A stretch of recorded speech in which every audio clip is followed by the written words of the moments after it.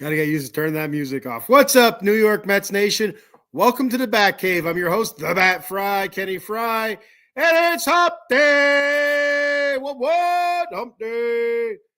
Yes, it is. Today's Hump Day show is brought to you by our good friend Jason Fine, attorney Big Al. You can reach Big Al at 1-800-HURT-123. That's 1-800-HURT-123. Jason Fine specializes in motor vehicle accidents, slip and fall, workman's comp, and personal injury claims. He has 3 office locations conveniently located throughout Pennsylvania and New Jersey. His office in the Garden State of New Jersey is located in Cherry Hill on 3 Greensward Lane. The phone number there is 856-209-5258. And he has 2 offices located in the Keystone State of Pennsylvania, one on the east side and one on the west side. The one on the west side is Pittsburgh, located in Pittsburgh on 500 Grant Street, Suite 2900. The phone number there is 412-365-8151. And then the one located on the east side of the Keystone State is located in Philly on 1628 JFK Boulevard, Suite 2120. The phone number there is 267-888-2980. That's Jason Fine, attorney Big Al. All right, what's up, everybody? Hump Day. Yeah, there we go. All right, halfway there. Halfway home, baby. All right, so let's kick this shindig off here. Let's talk a little bit of Mets baseball and get the show on the road. Some big news the other day coming out. Francisco Alvarez is going to miss 6 to 8 weeks due to a broken hamate bone, whatever the hell a hamate bone is. If you're a doctor out there, I'm sure you know what it is. I'm not a doctor. But I guess according to some of the other shows I listen to, it's saying the hamate bone is a small bone, like in the palm of your hand somewhere in like your hand. I don't know. So it's like somewhere in this area right here, small bone, and it's not an uncommon or reoccurring injury because they just remove the bone. I guess it's not that important, so they take it out of there. So they remove the bone, but he'll be out 6 to 8 weeks to heal up, and it's a bit of a bummer. We were hoping for a bounce-back season from Francisco Alvarez after showing so much promise in 2023 and coming out here in 2024 and kind of not laying an egg, but just really struggling something fierce all season long. So it was a bit of a bummer to see him go down with an injury. So far this spring, 9 games, is 5 of 22 with a couple RBI. Struck out 11 times, though. Hitting at 227, 370 on base, a 227 slug, 598 OPS. It has to be much better than that. But still have a lot of hope for him. Not giving up on the lad yet. Super young and still learning, still getting better. So hopefully when he comes back from this injury, we get the Francisco Alvarez we all been waiting and hoping for. But with him being out, the Mets have to turn to Luis Torrens as their go behind or go to, or whatever, however you want to say it, behind the dish. He'll be your starting catcher. He'll take over the duties until Alvarez gets back. And not a bad backup. Bad backup plan, bad backup catcher. Played well for the Mets last year, defensively especially, but offensively also he wasn't all that bad.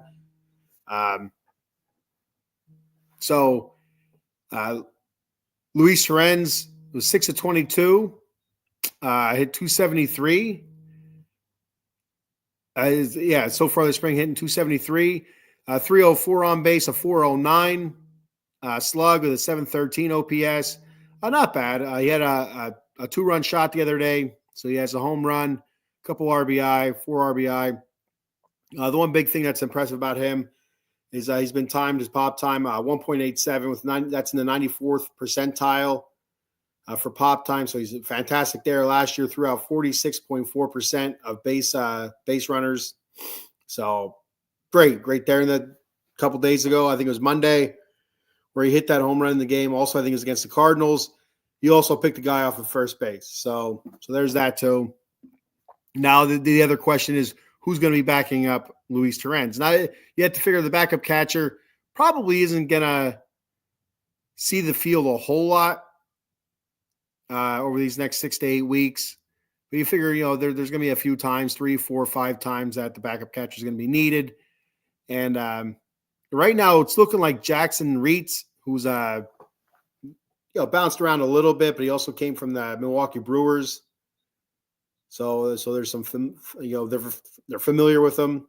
Stearns is familiar with him. So I wouldn't be too surprised if it's Jackson Reitz. Also Hayden Sanger, both guys late 20s, a little very minute amount of experience catching in the majors, but there's still a little bit of experience. And again, it's just a backup. I wouldn't expect to see a Parada or anybody like that. It looks like Jackson Reitz, according to Sports Illustrated, appears to be the front runner to be the backup right now. I got a comment here. Jonathan checking in. What's up, John?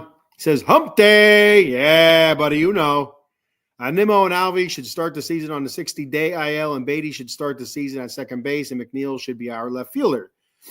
And I wouldn't hate that either. I wouldn't hate that 60-day IL. Just let them heal up for the second half of the season. We're the 2/3, of the season, kind of miss that first third and kind of go from there. I wouldn't hate it, especially for Nimmo, to be 100% honest with you. I think Alvarez would benefit a lot more from the at-bats. I feel like he needs the at-bats to kind of work out of what was going on last year. I mean, we did see some glimmers in the postseason of Alvarez breaking out of it. But so far this spring training, you just haven't seen it. But yeah, and that's the thing. Beatty getting reps at second base gives you some other options. And Beatty has also done a little bit of outfield, not a whole lot, but I wouldn't really trust him out there. But it's a little bit. But Beatty's been getting reps at second base, and McNeil can play pretty much anywhere. McNeil has been bounced around a good bit, so. I wouldn't hate it, and you also have Jesse Winker, who's, not a great outfielder, but that's also an option as well. So, and the way Beatty's been hitting in spring training, you put him out there and hopefully it carries over to regular season play. Beatty played second base in spring training games only once. Does the Mets even try to make Beatty a second? Yeah, I think they do. I think that, and that's why. I mean, he's only played in the games once, but he's been doing it in practice a whole lot, and just it's getting a ton of reps there, and that's what I've been hearing on the Locked On Mets podcast, and what's the other lad's name? I think Wardy's talked about it a little bit, but yeah, they've been trying Beatty out at second base, and I haven't heard anything, negative about it. I haven't heard a whole lot of positive either. Just, basically them saying that he's been working out at second base, and, with McNeil's flexibility, it's a good thing. Cause again, you could place, Jeff, left field, right field. McNeil's even played some third base, but I guess if you're going to put McNeil at third base, you might as well just put Beatty at third base and move McNeil back to second base. But anyway, he's been around the corner a couple times, and I do think that they need to figure out a way. If Beatty's gonna finally figure it out, they need to find a way to get Beatty on the field, and if that means him playing second base and move McNeil around, then so be it. So I'm totally down with it. I'm totally cool with it. And speaking of you mentioned about Brandon Nimmo. Starting the season on the 60-day IL, that's what you think should happen. And I don't disagree. But he got a knee injection the other day, a gel knee injection. And so what that is they, you have pain, you have discomfort in your knee. They'll go ahead and they'll, shoot you up with this gel. It's like a lubricant for your knee. And, it's supposed to help with the, stuff, sliding around in there, makes everything kind of I guess a little bit. No, I don't want to say looser. It makes everything in there just flow better. I mean, like, I've had it done on my knee. It's hard to explain uh, what it exactly is, but they shoot it up with gel. It lubricates your knee, just like if you're taking some WD-40 and sticking it in your knee and you squirt it in there. That's what it is. And it also clears up like any little bits of anything in there, kind of moves it around and clears that up as well. But the only problem is, it's not a permanent fix. It's temporary. It's something that could last a year, year and a half. It's something that could last for a couple of days. You have to get it again. So it's not anything that's going to be going away anytime soon. And so for me, personally, again, I'm not Brandon Nimmo. I'm not out running around or being hard on my body or anything like that. But when I had it done, there was some pain and some discomfort after the shot. Just it's normal. They pump your knee with gel. It's gonna feel different. It's gonna hurt a little bit. But after a day or two, it felt pretty good. To be 100% honest with you, it felt good. And I was having a ton of pain before that in my knee, and then after that, it subsided for probably a good 8-9 months. And even since then, I'd have an occasional, day or whatever where my knee hurts pretty bad, and usually it's when it's cold and it's raining, there's a storm, which is goofy as all hell, but basically that's when it hurts the most is when there's a storm and it's cold out. But besides that, it usually feels pretty good. So I don't know if that's because of the gel injection, and that was probably 4 or 5 years ago, to be honest with you. So it doesn't feel as good as it did, a couple days afterwards, but it still doesn't feel bad as it did before. But again, he's going to be out there running around, being hard on his body, and it's going to lead to more wear and tear, more inflammation, and more pain, and he's going to have to get a shot again. And that's in his right knee. And so I guess he was hitting. I don't know what day it was. It was Monday or Tuesday. He was hitting off the tee and doing some batting practice, and it felt fine. But he said he could only run up to about 85%, so he's not up to full speed yet. And and the plantar fasciitis, that's always a part of it as well. I guess earlier in the season, in spring training, it kept him out a little bit because of the plantar fasciitis flare up. And I don't know. I hear it's extremely painful. I've never had it, so I can't speak on it. But it's a common thing with a lot of athletes. Jonathan says the knee problems might be side effect of plantar. Yeah, and that's what I said last week. That's what I said last week when I was talking about it.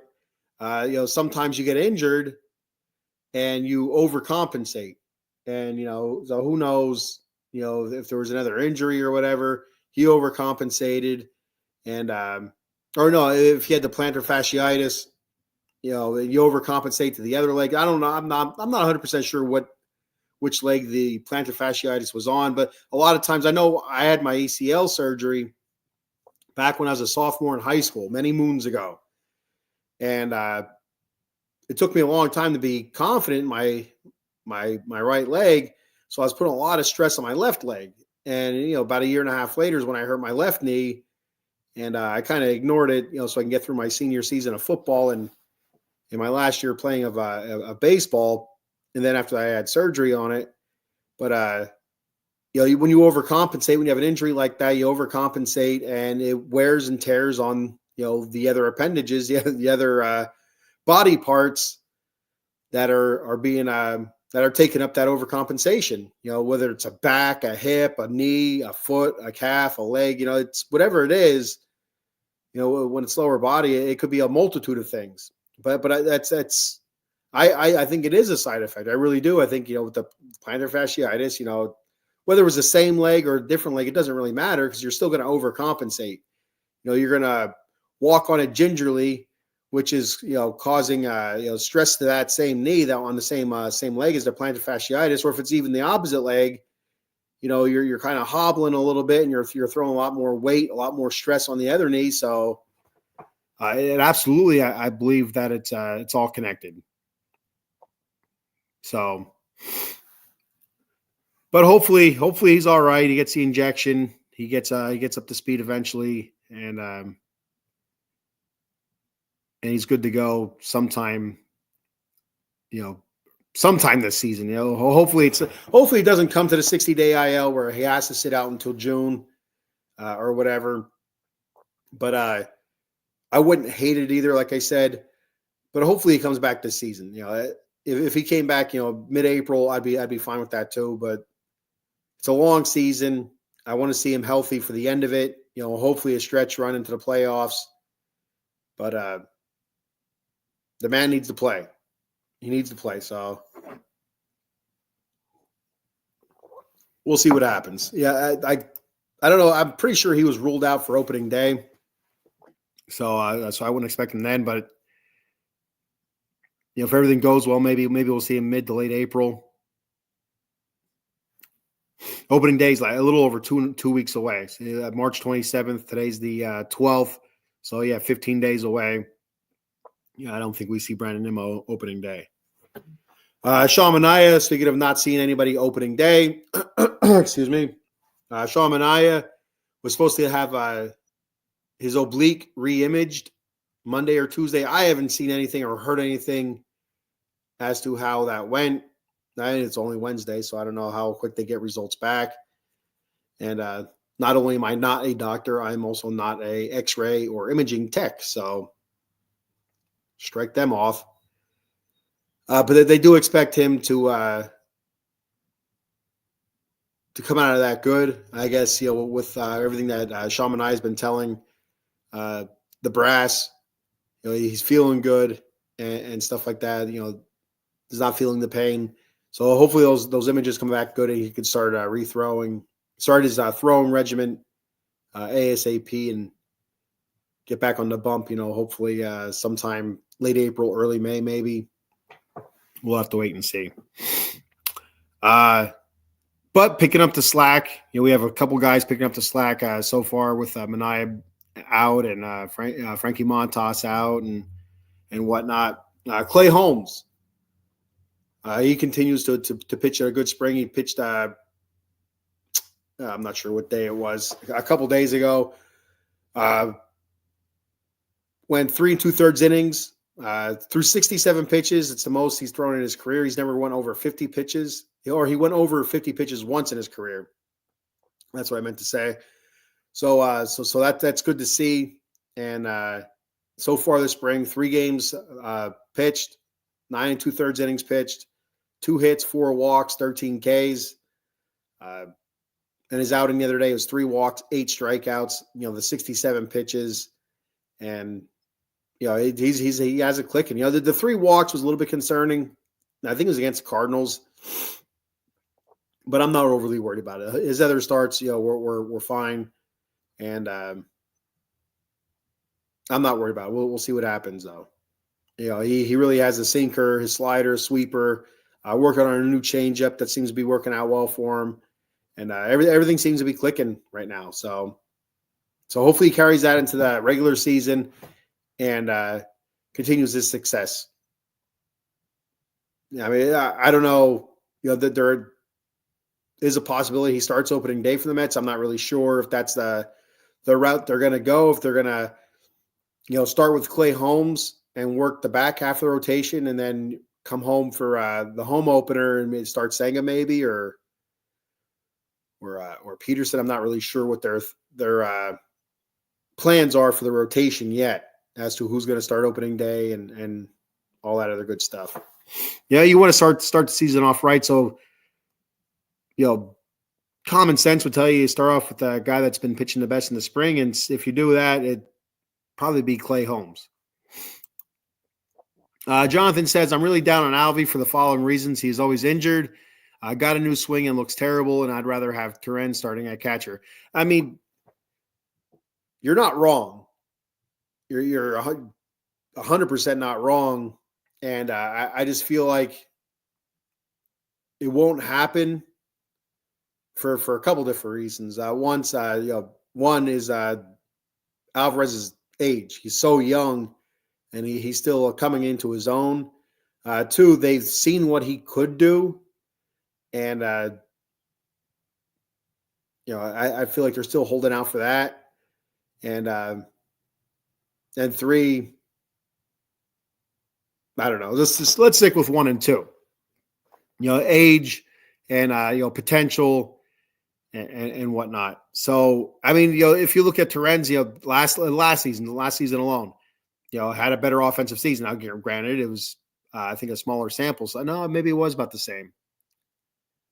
Because Alvarez missed a chunk of the season. I don't know. I'd have to go back and look, and I'm not gonna do it right now because I already struggle stringing words together. If I start looking at my phone trying to pull stats up from last season, it's gonna get even worse, and we don't want that. It's not good. It's not good podcast. I'm professional here, but anyway, Torrens defensively, I think he's a better catcher. I mean, I feel like Alvarez improved his throwing, but I mean, you compare the two, and I feel like Torrens is far and away the better defensive catcher behind the dish. And, his offense, just based on last season, well, it was better. So, I mean, and Alvarez with an injury history now, it seems to be, year in and year out. Now, I mean, granted, you look at the thumb thing last year, it's a freak accident. It's not like it's it's a lingering back or what have you. But, the thumb last year, now the hamate bone, both hand injuries. I'm not sure if it's the same hand or not, but is that something that's going to be problematic, moving forward now? Is it going to be next year that's going to be the wrist or something, or later this season it's going to be a wrist or sore thumb ligaments or whatever. It's, if it continues to be hand problems, and that could be something that you have to look at, injury prone, the body part is the hand, and it's, very important as a catcher. You need your hands. Without good hands, you're not much of a catcher. Your transitions and, framing and, catchers they have good, strong hands, for a multitude of reasons. But I mean, if you're, just taking names out of the equation, just throwing numbers up there, Jonathan, you don't know which is which. You're like, oh, which guy am I going to start? You're picking, Torrens' numbers, probably 100 times out of 100. So I don't know. It's not going to happen. It's absolutely not going to happen. I don't want to say they have too much invested in him, because they don't. But I feel like they just want him to work way too much. They want him to be successful, so much so that, nobody, no outside catcher has a chance. Now, with that being said, there's a couple of catchers in the Mets system that, coming up over the next 5 years or so that could push them a little bit.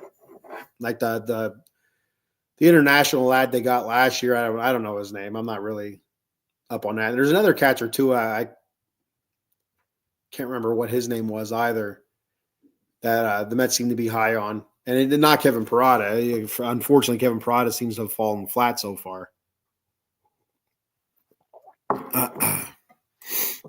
Brandon Sprout looks MLB ready. Am I right? I thought so. Yeah, his last outing, if I recall, was a little bit shaky, but that's his only one. He's had a few outings this spring training, and he's looked good each and every time. Good command, good control, great bite on his breaking pitches. Fastball, I think, was mid to high 90s. I think he reached. Was he the one that reached 99? So he might be high 90s. I might be confusing him and somebody else with the velocity. I can't remember. There was somebody else too that was averaging mid to high 90s. A young kid. I don't know if it was Tidwell or who it was. But yeah, I believe so as well. Now, he didn't make the first the first cuts. He went, he was moved down to the minor league, but he did pitch the other day. And so he'll start off the season down in Syracuse or up in Syracuse, depends on how you look at it, I guess. If you're talking about the state of New York, I guess Syracuse is up in north and west. Yeah, northwest of New York City. But yeah, he'll start the season in Syracuse. I mentioned this last week. I would bet money on it that we see Brandon Sproat this season. If not at the halfway point, then definitely a September call up or whatever it is that there's that deadline. I think last year was September 1st. I don't know what it is this year. Where's a deadline where you can call up the minor leaguers and they can be on your postseason roster. I think that's what it is. So I would expect him, by then, as long as everything goes the way it should go, the way he's looked so far in spring training, as long as he stays healthy and he continues pitching this way, you're not going to be able to keep him down. I mean, there's no way that all 5 or 6 of these pitchers that the Mets have on the rotation are, one, going to stay healthy, because already we've seen the injury bug, and 2, pitch well enough where they're not going to have somebody else chomping at their heels. So you could look at the bottom half of the rotation, Griffin Canning, Paul Blackburn, Tyler McGill, guys like that. Maybe even Frankie Montas, not really sure his injury, how long that's going to be. I was saying probably June, but again, that's just a guess. But I do expect to see Sprout this year, as long as he stays healthy and continues on the trajectory that he's currently on. Eileen, hello, Eileen. Hump day, baby. Yes, it is. You're late, but that's okay. It's all right. Speaking of pitching, again, Clay Holmes, I said I was looking fantastic so far spring. Eileen, Yankees missed out on that one, especially with Garrett Cole going down with Tommy John. It'd probably be pretty nice to have Clay Holmes in your rotation right now. But again, this is only spring training, so who knows, what happens in a regular season when you're facing all the regulars. But very optimistic so far. Liking what I'm seeing from Clay Holmes. Great pitch mix and great command so far. But also David Peterson's been pitching well so far this spring. And I'm not too surprised by that. I feel like he's really figured it out last season. And I feel like the Mets, as the season went on, gained the brass gained more and more confidence in David Peterson. And I feel like that's only going to continue to grow this year. So between Carlos Mendoza and Jeremy Hefner and David Stearns, they're going to continue gaining confidence in David Peterson and his abilities. And so I expect to see him to get more of a prominent role. Some bigger starts this year, and maybe a longer leash as well. So very excited for David Peterson. So far this spring, 7 innings pitched, 2 hits, 2 walks, 7 Ks. Like I said, I just hasn't given up a run yet. He's looked fantastic. And speaking of not giving up a run yet, Griffin Canning, what the hell is that? Griffin Canning so far, 5 1/3 innings pitched, 3 hits, 1 walk, 7 Ks. I believe that's through three appearances. His last time out, 3 2/3 innings pitched, 1 hit, 5 strikeouts versus the Cardinals. So, so far, Griffin Canning, putting his name out there for potentially making the starting rotation, where you have Paul Blackburn struggling, just giving up a lot of long balls and getting rocked all over the field.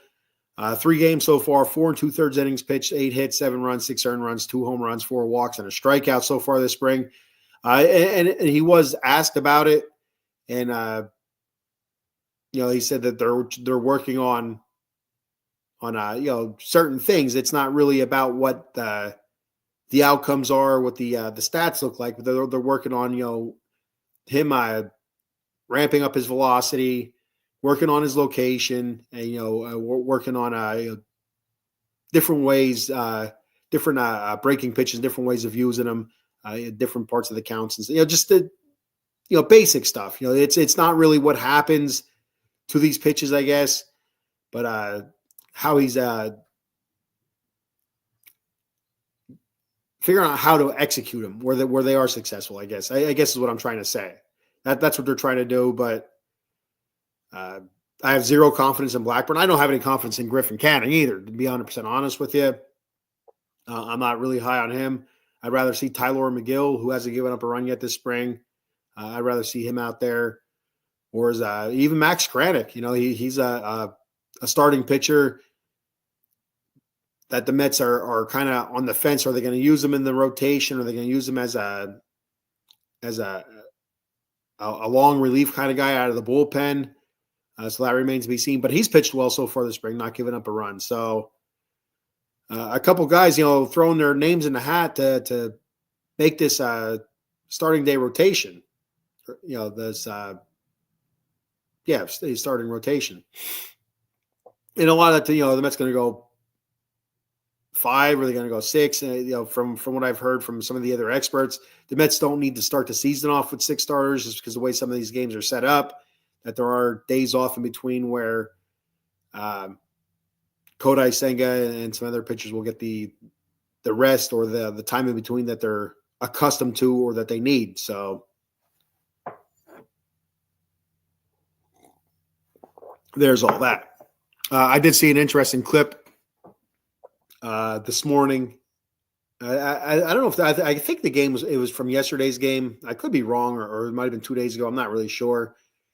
But Juan Soto's out there in right field, and there's this dude in a green shirt out there yelling, overrated, overpaid, just like screaming it.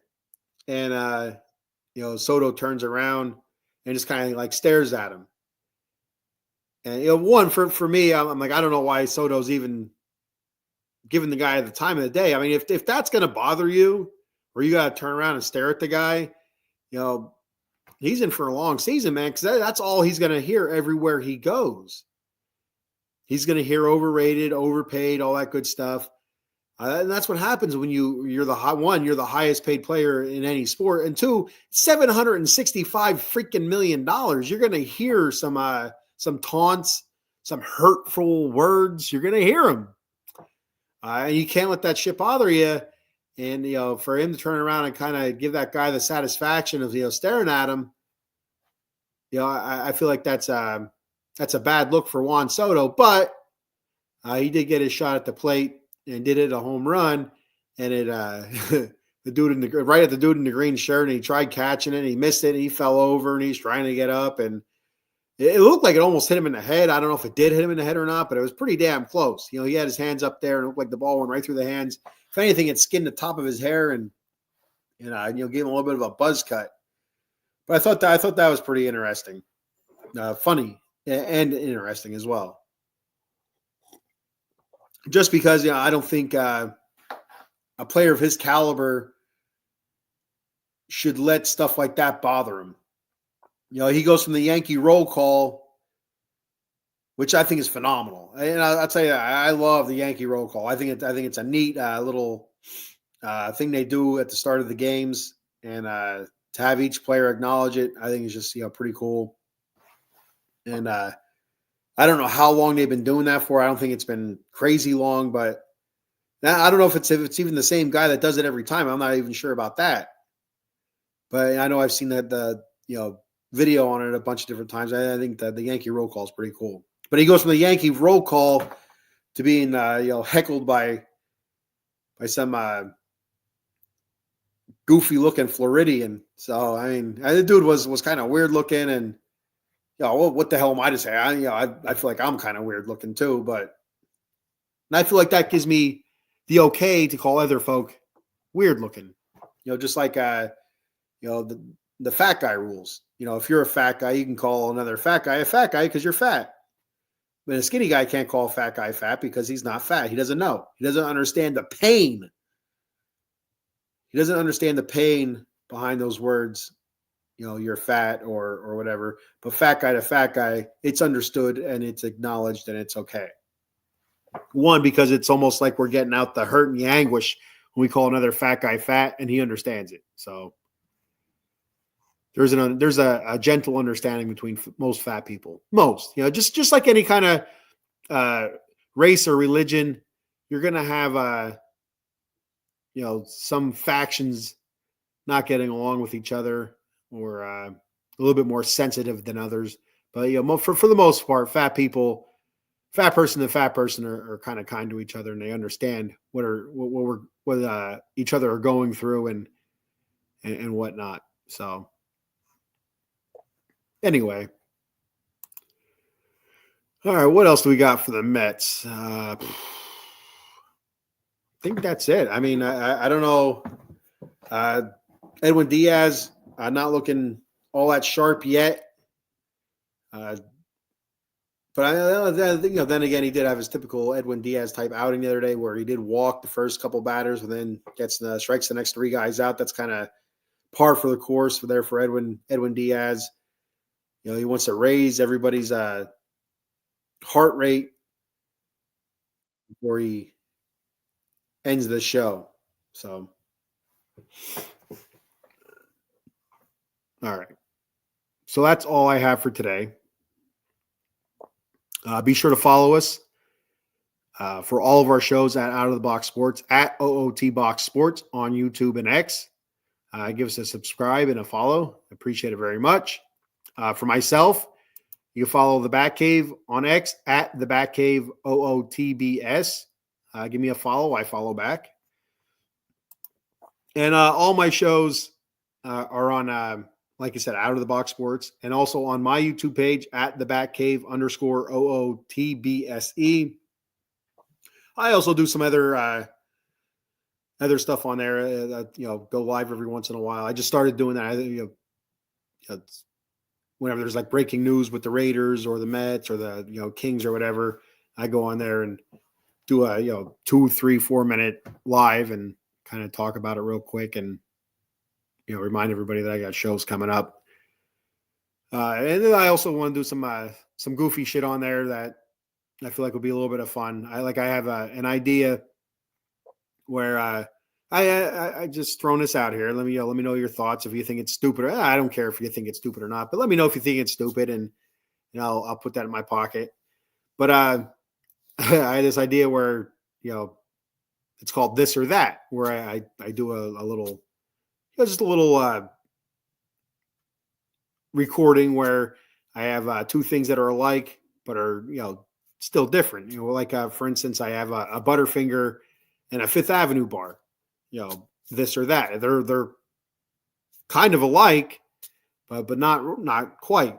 So, would you rather the Butterfinger or the Fifth Avenue? And I would tell you what my thoughts on it and kind of give you the rundown of each one, which makes them a little bit different, what makes them the same, and then go from there.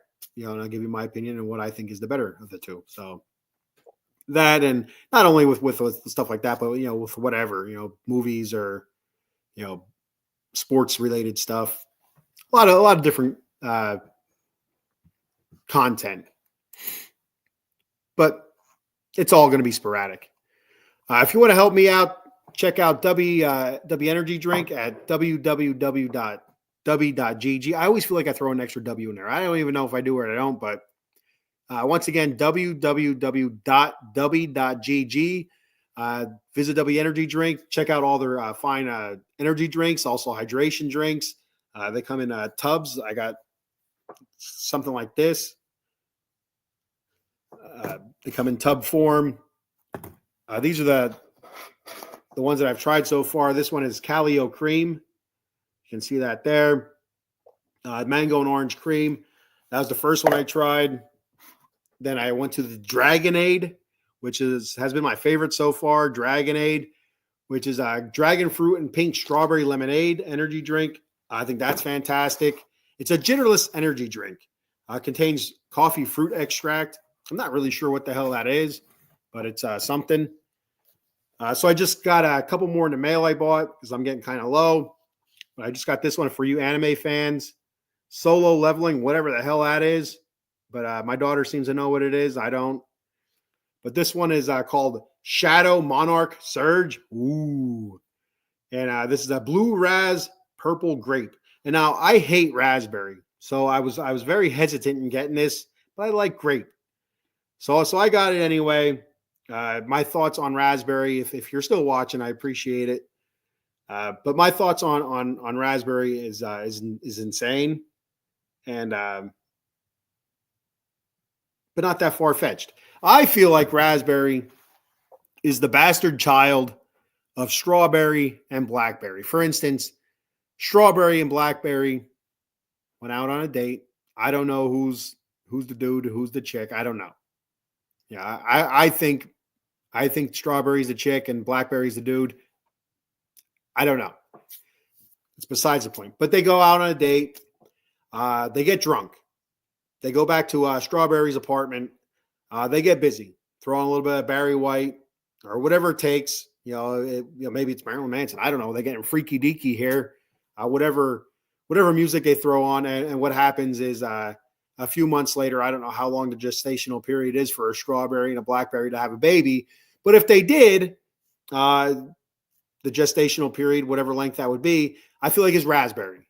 It's the bastard child of strawberry and blackberry, which I feel like strawberry is a delicious fruit. Blackberry, delicious fruit. I used to eat a ton of blackberries when I was a little kid. I still do. I still enjoy blackberry. Just don't like the little seeds in them. But anyway, I do like the flavor. Raspberry, I hate raspberry. Just the smell of it, the taste of it. But I wanted to try this. So I'm like, all right, I'm just going to bite the bullet, get the blue raz, purple grape. We'll see how that is. I'll let everybody know. These are considered a dietary supplement as well. It says W is a powdered energy drink that replaces other inferior caffeine beverages. It contains 0 maltodextrin, 0 fillers, 0 artificial colors or dyes, and no proprietary blends. The star of the show is our coffee fruit extract, which helps you focus with no jitters or crash. And finally, their newest flavor I just got in the mail as well. This is called Tiger's Blood. It's a strawberry, watermelon, and coconut flavor. So I cannot wait to try that one. That one sounds awesome. Be 100% honest with you. So it's a little rundown of some of the stuff I got from Dubby. So check them out. Use my promo code The Bat Cave. It's all one word for 10% off your order. That once again is The Bat Cave for 10% off your order. Let me know what you think. If you do try it out, awesome. If you don't, it's fine as well. But if you do, let me know. Let me know what your thoughts are and what you tried out. They have a bunch of different flavors yet, and also a mystery flavor. And like I said about the hydration flavors as well. If you don't want to do the Gatorade thing or the Powerade thing, go ahead and check those out to get your electrolytes and get replenish your fluids. All right. One more piece of biznatch before I get out of here. Our show schedule for the rest of the week here. We had a little bit of a change there. Myself, Monday I was supposed to go live with the Silver and Black Lair LA Kings. I postponed that until Thursday. So I'll be live tomorrow morning, 9 a.m. Silver and Black Lair LA Kings. And Friday, 9 a.m. Silver and Black Lair Raiders. And then Saturday, 9 p.m., the Atomic Drop podcast talking WWE wrestling. Tonight, Cowboys Weekly will be on 9:30 p.m. with Paul and Dave. Thursday, NFL Weekly at 6 p.m. with Dan and Paul. Like I said, Friday, you have Silver and Black Lair Raiders at 9 a.m. And also the second episode of Inside the Octagon with Paul and Josh. So be sure to check that out. And coming soon, Just the Facts. Big Blue Power Hour makes its return. The NFL Live Draft Show, which is always a lot of fun. I always enjoy that. We have a good time doing that. And the Golden Dome will make its return as well. Talking Notre Dame, Fighting Irish football. So that's our show schedule for the rest of the week. All right. I'm getting out of here. Thank you, everybody, for checking the show out. I appreciate it. Jonathan, Eileen, thanks for commenting. And everybody else, I'm just going to say I'll see you guys tomorrow. Silver and Black Lair LA Kings. Check it out. I have a lot of fun on there as well. The Raiders, Silver and Black Lair Raiders, Friday, 9 a.m. Eastern, 9 p.m. Saturday, the Atomic Drop podcast. Next Wednesday, same bat time, same bat channel, right here, the Bat Cave. And, of course, as always, let's go Mets!